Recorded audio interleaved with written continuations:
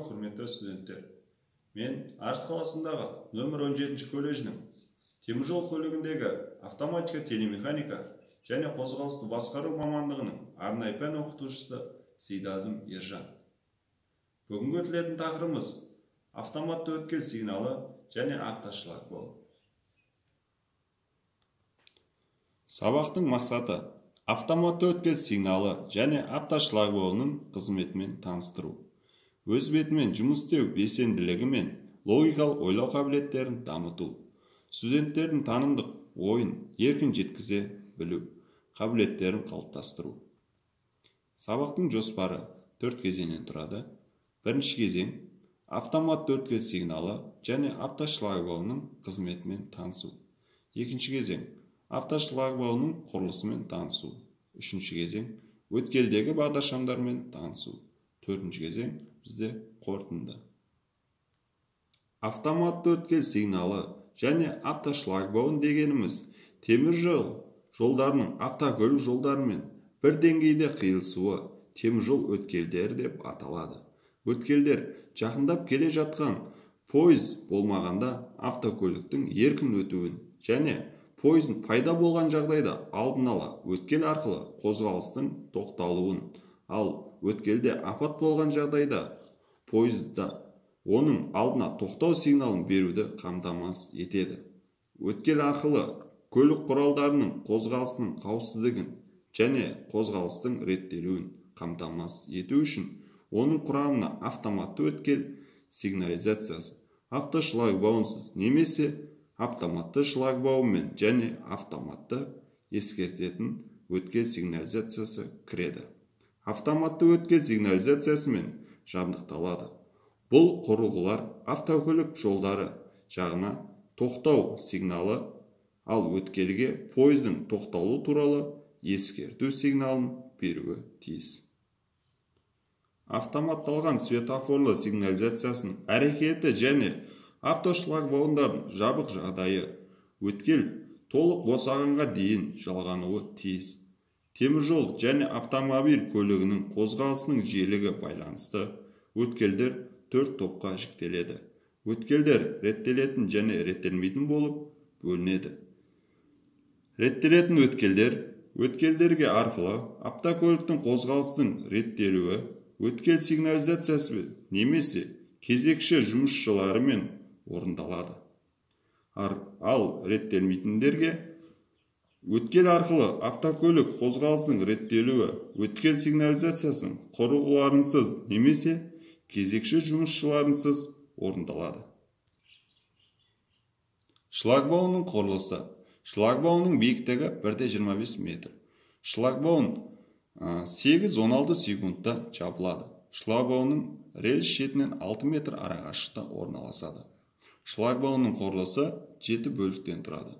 Біріншісі брус, екіншісі X сигналдық белгі, үшіншісі қоңырау, төртіншісі бағдаршам, бесіншісі тіреуіш діңгек, алтыншысы бетон, жетіншісі электр жетегі.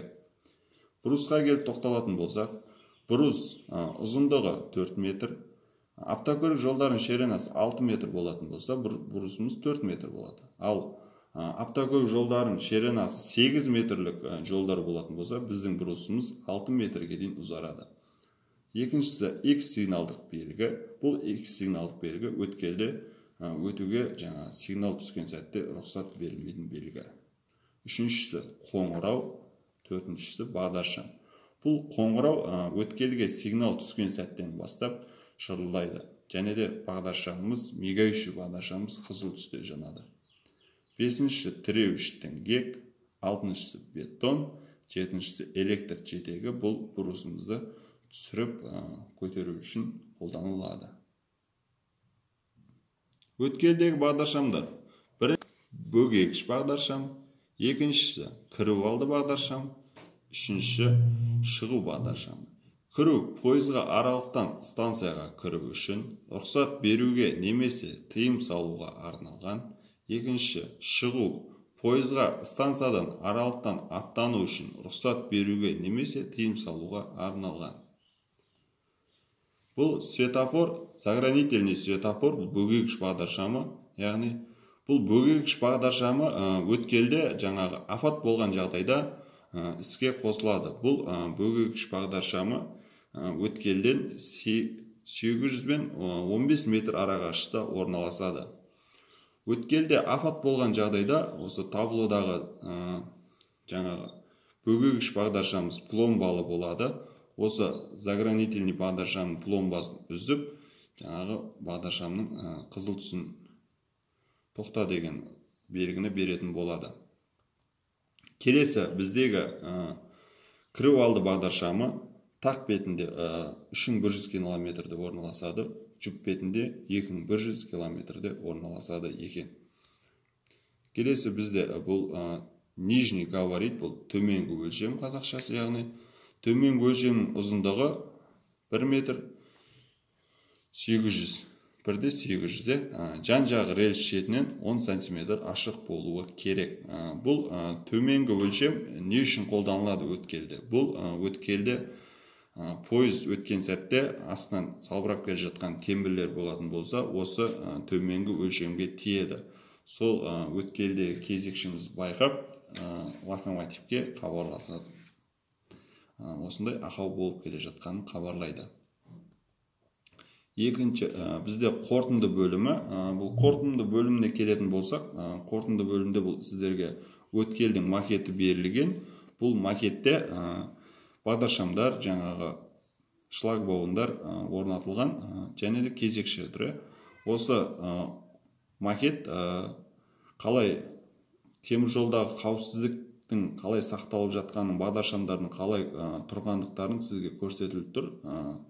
Қалай тақ жүк бетінде загранит, бағдаршамның, бөгегіш бағдаршамның қай жерде орналасқаны, бұл бағдаршамдардың ара қашықтығы, бұл қауіпсіздіктерін барлығы осы макетте көрсетілген. Бұл өткел теміржол жолдары мен автокөлік жолдарының бір деңгейде түйіспеуін және де қауіпсіздікті сақтау үшін орнатылған өткел. Келесі үй тапсырмасына келетін болсақ, автошлагбаум сызбасын сызып келеміз. Әдебиеттер Северина, основный железнодорожный автоматика телемеханика кітабынан 254-255 бетте сызбасын сызып келеміз. Назар салып тыңдағандарыңызға рахмет.